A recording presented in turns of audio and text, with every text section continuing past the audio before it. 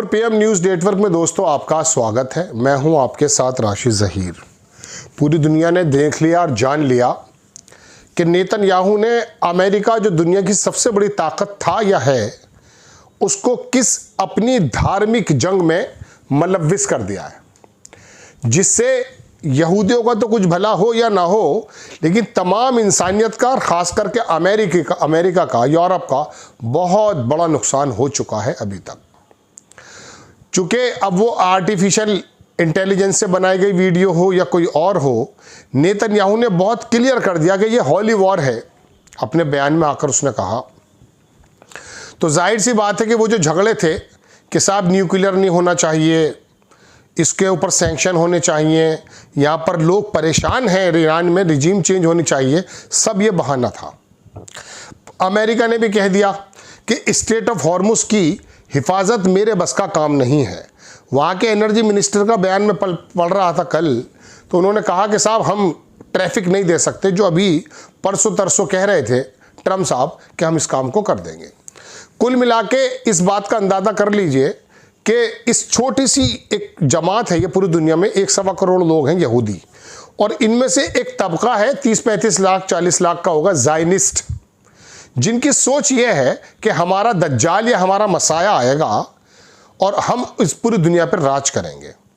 तो अब आकर के नेतन्याहू ने पूरी दुनिया को इस अपने धार्मिक एजेंडे के ऊपर डाल दिया है। मिडिल ईस्ट के मुल्क सोच रहे थे कि सारी मगरिबी यानी कि पश्चिमी पाश्चात्य से जुड़ी हुई चीज़ों का दोहन करके हम बेहतरीन ज़िंदगी गुजारेंगे। उनका भी सांस रोक दिया है ईरान ने, चूँकि पानी भी उनके पास मौजूद नहीं है।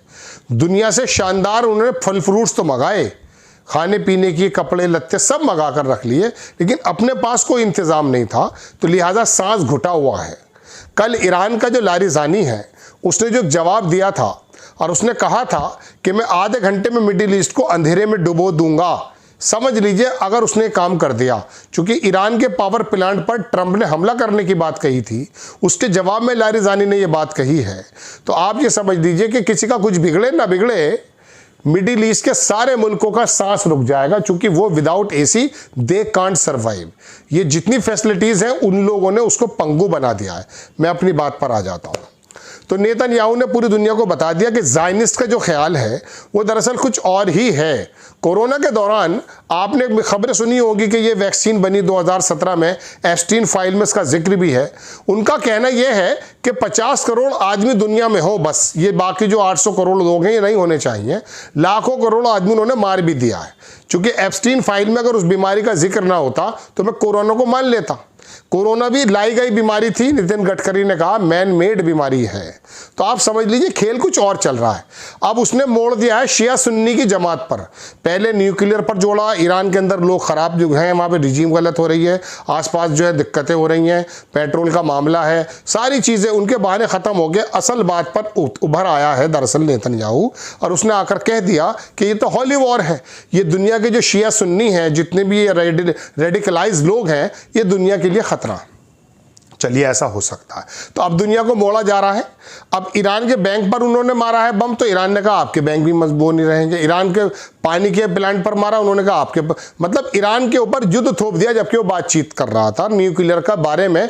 आपको मैं बता दूं कि जो एनर्जी के इंटरनेशनल ये जो होती है, क्या कह सकते हैं इसको, जो न्यूक्लियर पावर का जो वो है सर्वा नाम मेरे जहन से निकल रहा, उसने कहा कोई भी एविडेंस नहीं मिला।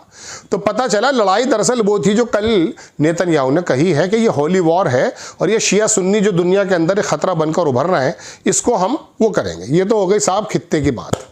मैं आपको बताना चाहता हूं कि हिंदुस्तान के अंदर ये जो एक तो ज़ायनिस्ट है, एक है हिंदुत्ववादी लोग, आरएसएस जिसको पैदा करती है, जिसको आगे बढ़ाती है।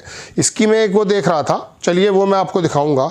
तो उसमें हुआ यूं कि यहाँ का हिंदुत्व के भी पोल खुल गई है लगभग, और वहाँ की ज़ायनिस्ट की भी पोल खुल गई है।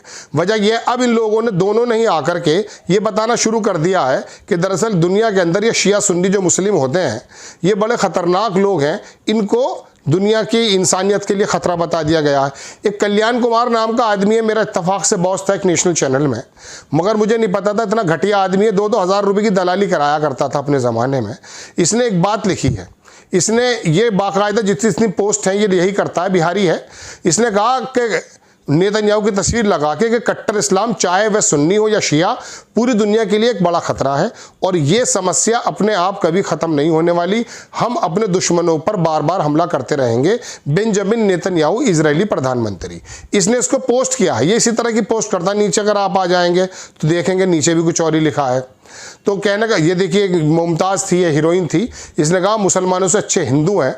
मुमताज़ का वायरल बयान, इसको ले लेता हूँ। तो इस तरह की वायरल जो है ये पोस्ट करता रहता है। बूढ़ा आदमी है, जिंदल के यहाँ नौकरी करता है, दलाल किस्म का व्यक्ति था, मैं इसको पर्सनली जानता हूँ।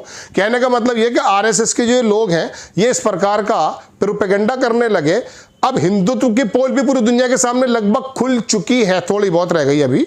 यहाँ पर एक जैसे वहाँ जायनिस्ट में 1.25 करोड़ दुनिया में लोग हैं, 20-30 लाख लोग ऐसे हैं, ऐसे ही भारत के अंदर भी इस तरह के हिंदुत्ववादी लोग, हिंदुइज्म को मानने वाले नहीं, उन लोगों ने तो प्याऊ अस्पताल और दुनिया को इंसानियत के लिए शानदार काम किए हैं। बड़े भाई होकर के हिंदुस्तान का प्रतिनिधित्व किया है, सारे कमजोर वर्गों को लेकर चले हैं। आज कमजोर वर्ग की लड़ाई लड़ने वाला बहुसंख्यक समाज का, हिंदुइज्म का मानने वाला शानदार हिंदू है। हिंदुत्व और हिंदुइज्म दो अलग अलग चीज़ें हैं। जैसे यहूदी और जाइनिज्म अलग अलग चीज़ें हैं, ऐसे हिंदुत्व और हिंदुइज्म भी अलग अलग चीज़ें हैं। तो यहाँ पर हिंदुत्व वाली अखंड भारत ये जो लेकर चलते हैं और ये जो तरह तरह की यात्राएं निकालते हैं, जैसा कि मैंने अभी आपको दिखाया लगा करके, ये इस तरह की चीज़ों को प्रवोक कर रहे हैं। अब ये दोनों की ही दरअसल पोल खुल चुकी है दुनिया के सामने। ये दोनों ही इंसानियत के दुश्मन है। अब कट्टर इस्लाम की बात सुनिए। कट्टरता क्या है? कट्टरता, कट्टर होना एक शब्द अजीबोगरीब लगता है, इसमें काटने का तो शब्द महसूस होता है। देखिए, अपने माँ बाप के लिए ब्लाइंड फेथ होना, अपने माँ बाप की खिदमत के लिए ब्लाइंड हो जाना, अपने माँ बाप की इज्जत के लिए एक कट्टर हो जाना, उनकी हिफाजत के लिए कट्टर हो जाना कोई बुराई नहीं है।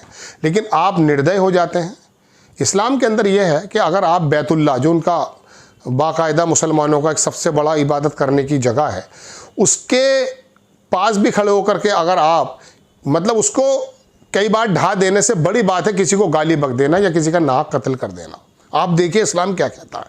लेकिन चूंकि इस्लाम की पूरी व्याख्या को ही बदल दिया है जायनिज्म ने, यहूदियों ने, या इस तरह के लोगों ने, या हिंदुत्ववादी लोगों ने, तो आपको लगने लगता है कि कट्टर की बात है। देखिए, कट्टर एक आदमी को एक बात बताइए, एक आर्मी अपनी सीमा पर खड़ा हुआ आर्मी का जवान अपने देशभक्ति के अंदर कट्टर है तो कोई बुराई है? कोई बुराई नहीं है भाई। हम अपने लिए हैं, अपनी हिफाजत के लिए हैं, आपके लिए हम कोई नुकसान पैदा नहीं कर रहे। सारी दुनिया के धर्म यही बताते हैं। लेकिन ये हिंदुत्व वाला, ये मेरे बताने का मतलब, दरअसल इस एपिसोड को बनाने का मतलब ये था दोस्तों कि उधर तो जाइनिज्म नंगा हो गया है, इधर ये हिंदुत्व नंगा होने जा रहा है। क्योंकि ये उसने भी पूरी दुनिया को एक मुसीबत में फंसा दिया है। और ये जो मुट्ठी भर लोग हिंदुस्तान के अंदर मौजूद हैं जो नफरतें पैदा करते हैं, यात्राएं निकाल करके मस्जिदों के और मंदिरों के सामने धार्मिक बातें करते हैं और इसके सहारा लेकर के सरकारें भी वजूद में आ जाती हैं, दरअसल ये भारत के संविधान के मुताबिक है नहीं। ये दुश्मन है। जैसे वो यहूदी और जो यहूदियों के दुश्मन जायनिस्ट हैं, ऐसे ये हिंदुत्ववादी संगठन हमारे हिंदुइज्म और हमारे संविधान के दुश्मन है। दोनों ही नंगे हो चुके हैं दुनिया के सामने। एक पूरी तरह से हो गया, एक पार्शली हो गया। ये बात बताने के लिए मैं हाजिर हुआ था आपके सामने। आपको अच्छी लगती है खबर, चैनल को सब्सक्राइब करें, शेयर करें। नेक्स्ट टाइम मैं किसी खबर के साथ हाजिर हो जाता हूँ। जय हिंद।